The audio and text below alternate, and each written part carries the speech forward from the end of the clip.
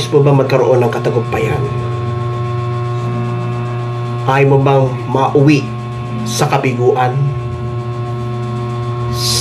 Sama-sama nating sariwain ang ika-6 sa 7 huling salita ng ating Panginoong Hesus. Ito po ay galing sa Ebanghelyo ni San Juan, Kabanatang 11, talatang 29 at 30. May isang mangkokroon na puno ng maasim na anak. Ito'y tinubog ng isang espongha at ikinabit sa dulo ng isang tambo at ipinasipsip kay Jesus. Nang masipsip ni Jesus ang alak, ay kanyang sinabi, naganap na.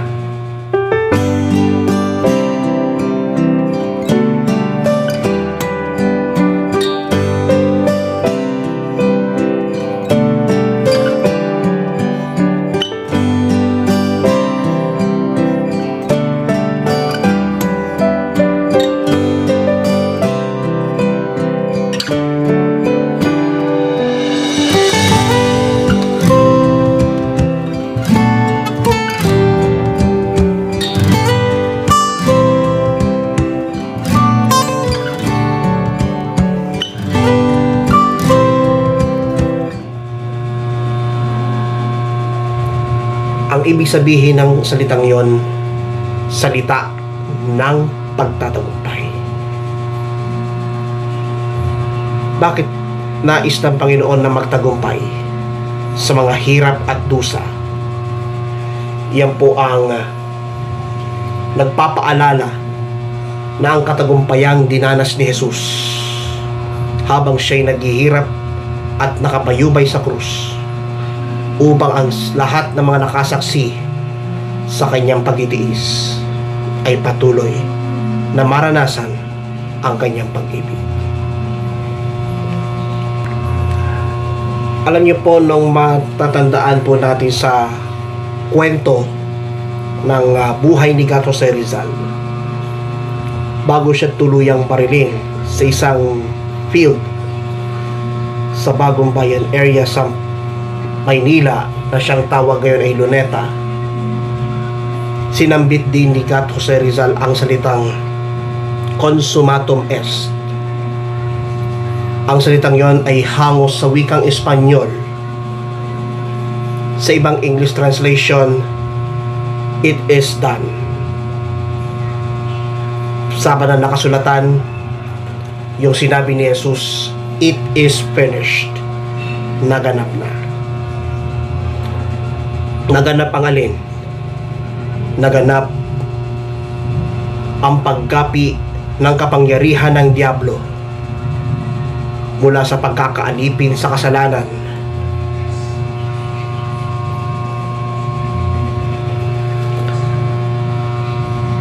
Kaya tayo nagtagumpay dahil sa tulong ng ating Panginoong Hesus. Naalala ko po sinabi ni San Pablo Apostol sa 1 Corinthians chapter 10 verse 13, wala pang pagsubok na dumating sa inyo na hindi pa dinanas ng tao. Tapat ang Diyos. Hindi niya kayo hahayaang subukin pa ng higit sa inyong makakaya. Sa halip, pagdating ng pagsubok, bibigyan niya kayo ng lakas ng loob upang mapagtagumpayan niyo. Kapatid, friendship, ka-prayer partner, katuwang. Nais mo bang magkaroon ng katagumpayang yon sa grasya ng ating Panginoon? Ngayong mahal na araw, sariwain po natin ang katagumpayan na hawak ng ating Panginoong Hesus. At sa papapatuloy ng pagninilay sa 7 huling salita ni Hesus, sama-sama nating tutukan ang ika-7 at huling salita ng ating Panginoong Hesus. Huwag mo kayo bibitiw. ideklara natin na si Jesus na ating dakilang tagapagligtas ang tunay na anak ng Diyos na naghirap sa krus upang tayo maligtas. Kayo po'y inanyayahan na ako'y samahan sa panalangin ito. Sa ngalan ng Ama at ng Anak at ng Espiritu Santo. Amen. Panginoong Hesus, dahil sa iyong tagumpay sa krus, nagapi mo na ang lahat ng distraction ng kaaway. Tinapos mo ang lahat ng mga balakid na likha ng espiritu ng kaaway. Kaya sinambit mo ang katagang "It is finished." Naniniwala ko tapos na ang pagpapasikat ni Satan at ng lahat ng kanyang mga kampon. At dahil sa salita ng tagumpay na iyong sinambit, aming napagtagumpayan na ikaw ang Diyos Anak. Maraming salamat sa ngalan ni Jesus, sa ngalan ng Ama at ng Anak at ng Espiritu Santo. Amen at Amen. Shalom po sa inyong lahat. Ako po si Coach Bia Mansano Bain at narito po sa inyong harapan. I just would like to greet you all a very blessed day sa lahat sa inyo at lalo na po sa ating host ng The Kapahayagan TV channel, hosted by our coach Brother Ryan in America. Thank you so much for inviting me here to become a part of your program. And today, I just wanted to do my assignment sapagkat ang ibinigay po sa akin na assignment na aking tatalakayan ay ang number 6 na last words ng ating Panginoong Jesucristo na pinamagatang "It is finished." So, mag-proceed na po tayo. Ang ating text po ay hango po doon sa John 19:30. Ang ating kukunin, itatagalog naman natin.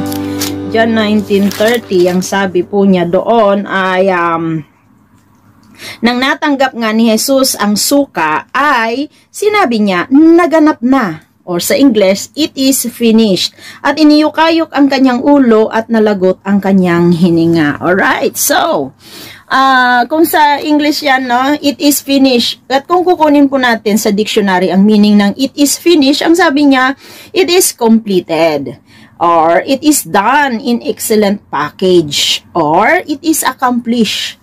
And it is a declaration of our Lord Jesus Christ of the fulfillment of His mission here on earth.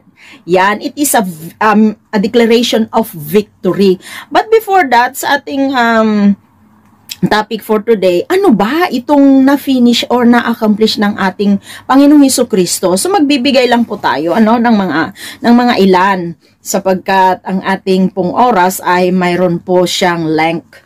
Alright, bibilisan ko po. Kung kukunin po natin doon sa Greek word ng "it is finished," ay sabi niya tetelestai. No, kung iislangin natin, no, sa Tagalog ay tatalas tayo.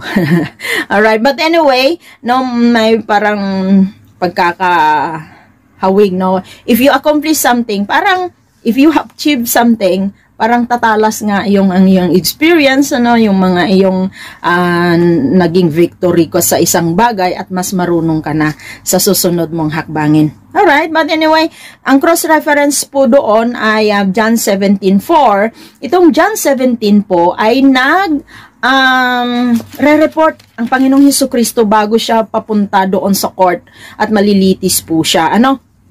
So, kung babasahin po natin iyon sa John 17, ito po yung kinakausap na ang Ama at ibinibigay na niya kung ano ang mga na-accomplish niya. So, mga ibang na-accomplish na kanyang inire-report dito, ang sabi niya dito sa John 17:4, no, as our cross-reference, I glorified you on the earth, having accomplished the work which you have been given me to do.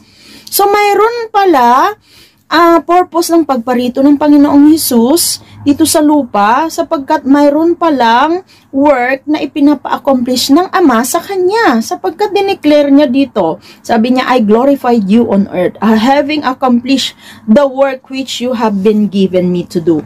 So, ano kaya itong work na ipinagawa ng Ama sa Kanya? Alright, kung titingnan natin, mga kapatid, ang sabi niya dito, I have shown you your glory. So, kung kukunin po natin, ang ibig sabihin ng glory is a full weight. Noon, ang akala po natin ng glory is smoke, no? No, it's not the smoke. Hindi po yan ibig sabihin na smoke ang glory. The glory means the full weight ng kanyang pagka-Diyos or a full weight ng iyong pagkatao. Okay, ang sabi niya dito, ang kalwalhatian, means the glory, or sa English is a glory or the full weight. Now, kung kukuha naman tayo ng supporting verse dito, ay makakahanap po tayo doon sa Exodus 33:19. Sabi niya, kung aking kukunin ang aking Biblia, para sa ganun ay makuha po natin ito ng very accurate. Hallelujah. Sa 33:19, it says here, sa Tagalog na lang, at kanyang sinabi, aking papangyarihin ang aking buong kabutihan sa harap mo. Ang kinakausap niya dito ay si Moises. Kasi itong si Moises, gusto po niyang makita ang mukha ng Diyos Ama. Ngunit ang sagot ng ama ay sabi niya, ay ang makakakita sa akin, sabi niya, hindi maaaring makita ako ng tao at mabuhay. Ibig sabihin, hindi siya pwedeng makita ng tao ng face to face kasi walang makakakita na mabubuhay. Hallelujah. Kundi, ang nakita ni Moises ay ang likuran ng Diyos Ama. Okay, so magpapatuloy po tayo. So ano ba ito? I have shown you your glory on earth. Ano ba itong glory na ipinakita, ng Panginoong Hesukristo? Dito, na glory ng Ama dito sa lupa, sa kanyang katauhan. Ang glory means the full weight. Ano daw ito? Ang kabutihan ng Diyos. Wow, napakabuti ng Diyos, Sabi niya, at ito na lamang, ganun na lamang ang pagsintan ng Diyos sa sanlibutan at kanyang ipinadala ang kanyang anak upang ang sino mang manampalataya sa kanya ay magkaroon ng buhay na walang hanggan. Englishin nga natin. For God so loved the world that He gave His only begotten Son, that whosoever believeth in Him should not perish but have an everlasting life. Diba? Kasi ang tao nung mamamatay mamamatay yung kanyang espiritu, wala siyang papupuntahan, Pupunta lahat sa hell, o kaya yung sa paghihirap. Kasi walang protection, walang blessing ang Diyos. Kasi nung nagkasala, si Adan at si Eva, ang presensya po kasi na nananahan si Adan at Eva ay sa presensya ng Diyos. Ngunit nung nagkasala na po sila, ay napaalis po sila sa presensya ng Diyos. At yun ang gusto na pabalikin ng Diyos sa atin. Pabalikin tayo sa kanyang presensya. Kaya nga, na-prophesy ni Prophet Isaiah doon sa Isaiah 9:6. Ang sabi niya doon ay, for to us a son, for unto us a child is born, unto us a son is given, and the government upon in his shoulder, and he will be called Wonderful Counselor, the Mighty God, the Everlasting Father, the Prince of Peace. Of the increase of his government and peace there will be no end. Ang tao ay nawalay sa kaharian ng Diyos, or ang kaharian kasi means it is a government of a king. So, sino ba ang king? Si Jesus Christ, di ba? So, ibabalik niya tayo doon sa presensya niya or sa gobyerno niya. Ang gobyerno niya, it's a perfect. Ito ang gamit niya doon sa langit. Kung atin namang bubuklatin, ito yung hinanap, at at pinapaturo ng mga disipulo, sabi niya nila kay Panginoong Hesukristo, turuan mo kaming manalangin. At alam niyo po ang sabi ng Panginoong Hesukristo, okay, ganito kayo manalangin. At ito nga ang ating mga sinasambit, no? Ama namin na nasa langit, sambahin ng pangalan mo, mapasa amin ang kaharian mo dito sa lupa ng gaya ng sa langit. Kaya mga kapatid, hindi natin kailangan mamatay para mabuhay sa langit, kundi pwede tayong mabuhay dito sa lupa ng gaya ng sa langit. How? Kailangan natin ng direction. Kailangan tayong mabuhay, magpailalim sa kapangyarihan o kaharian o gobyerno ng Diyos. Kaya nga mga kapatid, napakabuti ng Diyos, kaya babalikan po natin yung kanyang salita ng pagkalalang sa atin. Even if this is a 6,000 years or 6 million years pa, still the word of God is still fresh as of today, as right now. Kasi ang salita ng Diyos hindi mababali. Ang salita ng Diyos ay forever, no? Habang binabasa natin, it activates it in time and season. Okay? Kasi ganito ang pagkalalang ng Diyos sa atin. Kaya wag nating kalilimutan ito. Always go back to the original creation of God, original na pagkalalang sa atin para makuha po natin ang ibig sabihin kung ano ba itong tinutukoy natin na it is finished. Kasi ganito kasi ang sinabi ng Diyos, no, sa Genesis 1:26, and we are going always to remember this, kung sino ka at ako. Okay, ganito ka-powerful ang pagkalalang sa atin ng Diyos. Genesis 1:26, at sinabi ng Diyos, lalangin natin ang tao sa ating larawan. That's the point. Ayon sa ating wangis, at magkaroon sila ng kapangyarihan sa mga isda sa dagat, sa mga ibon sa impapawid, at sa mga hayop, at sa buong lupa, at sa bawat umuusat at nagsisiusad sa ibabaw ng lupa. Yan po ang kapangyarihan na ibinigay po sa atin ng Diyos. Ginawa po daw tayo ayon sa wangis at larawan niya, at tayo ay mamamahala dito sa sangkalupaan sa lahat ng mga nilalang ng Diyos, nagsisilakad gumagapang dito sa lupa. Kaya nga mga kapatid, ito ang ibinigay ng Diyos, no? Sabi niya na kanyang ang pinagawa ng Ama kay Jesus Christ, I have shown you your glory on the earth. Pinakita niya, no? So number 2 naman tayo. I gave them the message that you gave me. So, ano kaya itong message, no? Ito pala isang pinagawa ng Ama sa Panginoong Hesukristo. Bakit siya bumaba dito sa lupa? At ang sabi niya dito sa verse, no?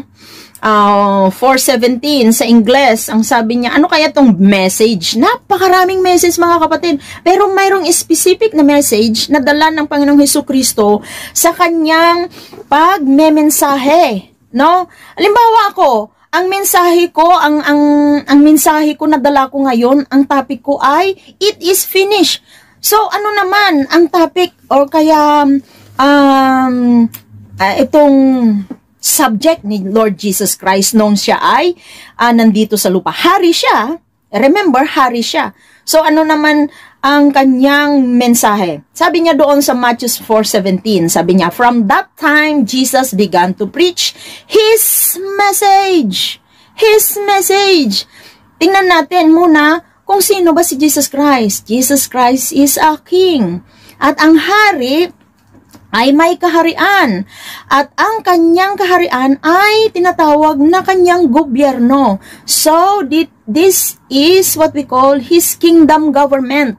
At ibibigay niya ang kanyang alituntunin, mga batas na kailangan sundin ng mga taong kanyang nasasakupan. Tayo ba ay nasasakupan ng Diyos? Yes. So, it means kung tayo nasasakupan ng Diyos, we need to follow ang kanyang mga alituntunin sa kanyang kaharian. Para sa ganun, tayo ay maproteksyonan. Kaya nga, mga kapatid, ang lahat ng mga gobyerno na nandito sa lupa ay ginawa lang ng tao yan. Kaya hindi masugpo-sugpo lahat ng mga problema. No? Hindi masolusyonan. Imbis na mabawasan ang problema, ay nadadagdagan ng nadadagdagan. Bakit? Kasi ang mga solusyon ng tao ay hindi solusyon talaga. Ang ginawa ng tao na mga batas ay hindi solusyon. No? Kasi nung inilabas tayo dito sa mundo, mayroon na ang batas na para sa atin. No? Kalakip sa atin ang batas ng Diyos. Okay. So, dito sa kaharian ng hari, mayroon siyang batas na kailangan sundin para masugpo. No? It is a solution of what? The sickness, masugpo, no? Ang ating confusion. Dahil nawala ang tao, sabi niya doon sa Hosea 4:6, my people were destroyed because of lack of knowledge. Knowledge about what? The knowledge about the truth, about the Word of God. Wala tayong alam. Kaya, ang scheme ng diablo ay paikutin tayo para hindi natin malaman kung sino tayo. Diba? Na-declare kanina, Genesis 1:26, kung sino tayo in original na pagkalalang, ginawa tayo na kawangis at kalarawan ng Diyos. At binigyan tayo ng kapangyarihan na mamahala dito sa lupa. Pero, lumabas ang tao doon sa presensya ng Diyos, kaya hindi na siya makapamahala ng maayos. Kaya nga ngayon nadadagdagan at nadadagdagan ng mga problema, hindi nasusupo. But, right now, dumating ang ating Panginoong Hesukristo para ibalik ang kanyang original gobyerno. Alin ito? Gobyerno ng hari. Na siya ang hari at ang kanyang mga salita ang lamang ang ating susundin at magpailalim tayo doon. So, there are 10 na batas ng Diyos na even in the Old Testament na naibigay kay Moses, and until now is still, it sounds talagang makapangyarihan. Ano ito? The 10 Commandments. Anong number 1 doon? Love the Lord thy God with all your soul, with all your mind, with all your strength. No? At ang 10 na iyon ay pinagsum up na into 2. And what is the second? Love thy neighbor as thyself. So, nasum up yun, no? If you love God, yung number 1, then, hindi mo siya, ang iyong kapwa, hindi mo maaabuso. Hindi mo mananakawan. Hindi mo magagawan ng, hindi mo pwedeng patayin. Kasi may takot ka sa Diyos because you love the Lord God. At yan mga kapatid, ang susugpo ng mga batas na dapat sundin ng tao para ang dito sa lupa ay magkaroon ng peace. It's a peace on earth. Kung lahat ay umayon sa gobyerno ng Diyos, which is the kingdom government of our Lord Jesus Christ. Kaya nga po yan, ang idinala niyang mensahe dito sa lupa, ang mensahe ng paghahari ng Diyos dito sa kalupaan. Kaya nga ang declaration niya ay, from that time, Jesus began to preach His message, at ano ang una niyang deklarasyon? Turn away from your sins. Turn away from your sins means hindi ka atungal-ngal dyan na you feel sorry about your kasalanan, and then after you atungal-ngal your kasalanan ay makalimutan mo and then babalikan mo ulit.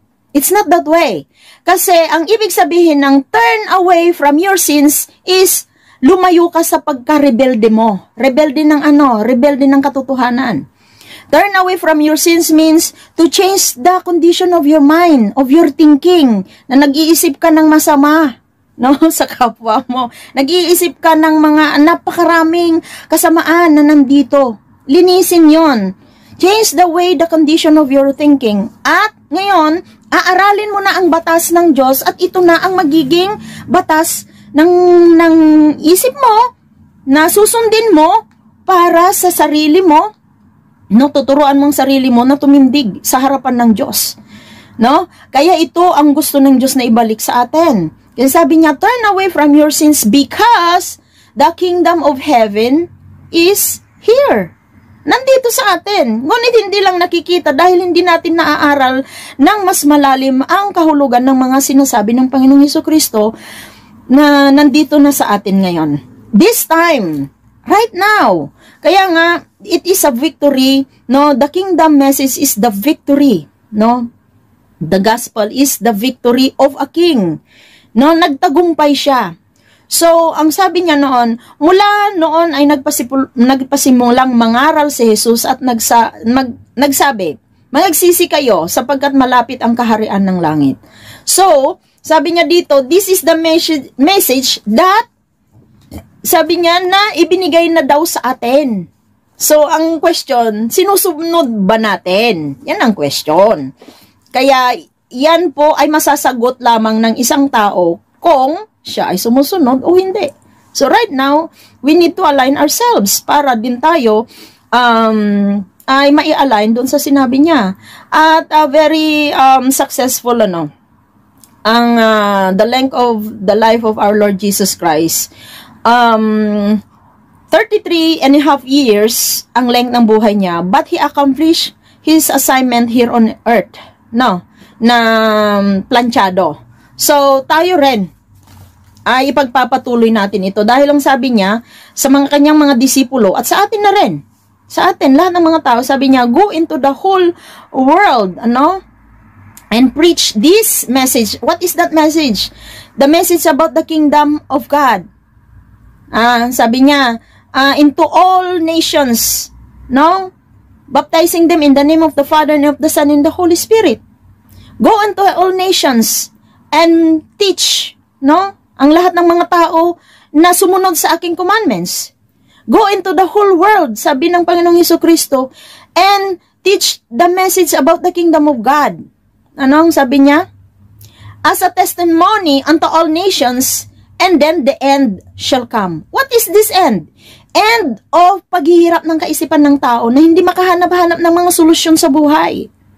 Ang paghahanap ng solusyon sa buhay ay ang pagsunod sa batas ng gumawa sa atin. Hallelujah. Kaya purihin ng Diyos. Ang sabi pa niya dito ay ang mensahe kasi ng kaharian ng langit, ito ay nagpapalayas ng mga demonyo. Kasi ang kinakatakutan ng mga demonyo ay ang hari na gumawa sa lahat na makapangyarihan. Ang kinakatakutan ng demonyo ay ang mensahe o ang hari at ang kanyang mensahe. Bakit? Ito ang magpapabalik loob sa atin sa original nating kalooban, sa original nating pagkatao. Ang sabi niya dito, Luke 9:1-2. Then he called his 12 disciples together and gave them the power and authority over all devils and to cure diseases. And he sent them to preach. He sent them to preach, Hindi niya sila isi-send na wala silang pwedeng i-preach. Kailangan, nagbigay siya ng specific na kailangan nilang i-preach. Anong ipi-preach nila? Yung ipini-preach niya. Jesus Christ is a great rabbi. Rabbi means teacher. At ang teacher ay mayroon siyang specific subject. Ano yung specific subject niya? Ang kanyang mensahe patungkol sa kanyang kaharian. His government, his kingdom government, dahil siya ay king, as I have said before. Ang sabi niya, and to cure diseases, and he sent them to preach the kingdom of God and to heal the sick.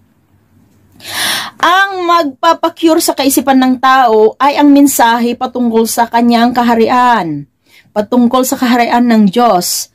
At kapag nahilang kanilang mindset, nailan na sa mindset ng Christ, kaya nga sabi ng Panginoong Hesukristo, you have a mind of Christ. Kailangan tayo ay maihulma at mailinya sa kanyang kaisipan. At makukure ang diseases sa ating mindset, and then makukure ang ating mga puso, at makukure din ang ating mga katawan, at makukure din ang ating the way we talk. The way na tayo ay makipag relationship sa Diyos, bumalik tayo sa Kanya. Kaya ito ang sinabi at inireport ng Panginoong Hesukristo na it is finished. Kasi mayroong assignment na pinagawa sa Kanya ng Diyos Ama na na-accomplish niya. And dahil po sa limited time ko, ay thank you so much po sa inyong lahat, sa mga magre-replay, sa mga nanonood. I salute you. God bless you. And I pray that the Holy Spirit be with you at ma-take over kayo ng kingdom message. Kasi kahit gusto natin o hindi, babalik tayo sa original na pagkalalang sa atin. Ang Panginoong Hesukristo ay hari, mayroon siyang gobyerno. Ang gobyerno, ang tawag doon sa gobyerno niya ay gobyerno ng kanyang kaharian. At ang lahat ng kanyang batas ay kailangan magpasailalim ang lahat ng kanyang mga nasasakupan na nandito sa lupa. At ang lahat ng nandito sa lupa, mga tao, lahat ng mga nilalang niya ay magpailalim sa kanyang batas. I thank you and I glorify the Lord, the Father, Son, and the Holy Spirit, at samahan po niya tayo sa ating mga buhay sa pag-unawa sa kanyang mga salita. God bless you all and more power sa ating brother Coach Ryan America sa kanyang Kapahayagan TV channel. Hanggang sa muli, this is your Coach Pia saying Shalom to all and God bless you all. Sa pananalangin ko, turuan mo akong manalig sa iyo. Isip ko ito, isip mo, upang magamit mo ang buhay ko. O Diyos, sa pananalangin ko, turuan mo akong manalig sa iyo. Ang buhay ko ito, linisin ko, upang magamit mo ang buhay ko. O Diyos, pag-ibig mo ay di nagbabago. Aking mong anak na matay, dahil sa sala ko, masasalamat ko, maging sa iyong ang pagsalamat. Sa Panginoon Jesus, tuon ko ay luluhod. Siya ang dakila sa lahat, siya ang Diyos. O Diyos, pag-ibig mo ay di nagbabago. Aking mong anak na matay,